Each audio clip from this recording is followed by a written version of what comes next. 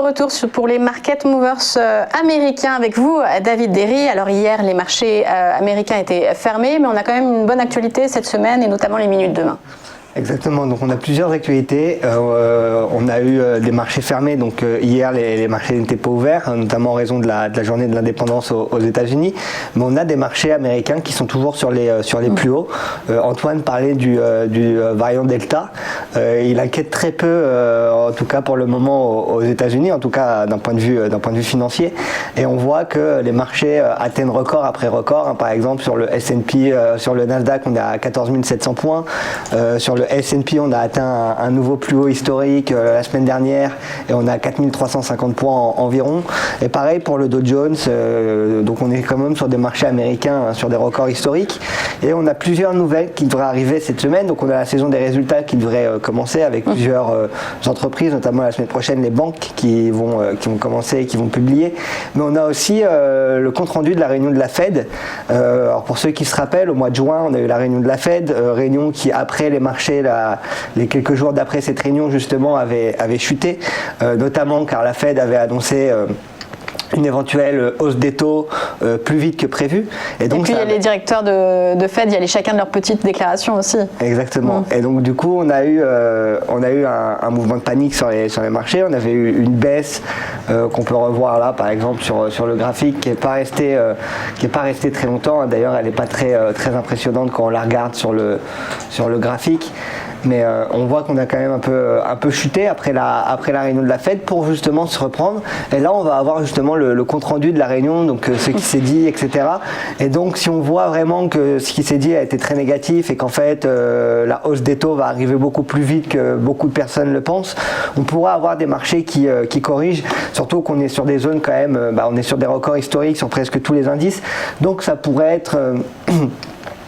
être assez violent la baisse pour le moment.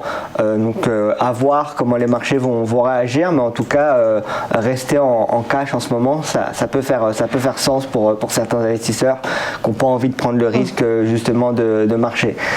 Sinon hier la nouveauté et la nouvelle qu'il y a eu dont tout le monde parlait, c'était Amazon, qui n'était pas une nouveauté à proprement parler parce qu'on le savait déjà. On connaissait sa date de départ, mais c'était hier. Ouais. Exactement, mais Jeff Bezos qui justement a donné les rênes à Andy Jassy, qui était l'ancien directeur pour Amazon Cloud, AWS, Amazon Web Services. Et donc on a Amazon qui reste quand même sur une belle trajectoire. On est à 3510 dollars. On revient encore vers ces niveaux les plus hauts. Et on verra si justement le nouveau PDG va réussir à mettre en place la stratégie la prochaine stratégie pour Amazon et voir si l'entreprise va réussir à croître pendant que Jeff Bezos sera dans l'espace, comme tout le monde le sait. Dans quelques jours il devrait partir. Ça a fait aussi notamment beaucoup de débats entre Virgin et Blue Origin pour savoir qui c'est qui allait être le premier dans l'espace. Et puis ensuite on a Asana. Donc Asana, pour ceux qui ne connaissent pas, c'est une start-up qui permet de faire tout ce qui est gestion de tâches et qui a été créée par l'ancien fondateur de Facebook, par l'un des cofondateurs de Facebook, Dustin Moskovitz, et qui est d'ailleurs l'une des entreprises qui a le plus investi dans la campagne de Biden.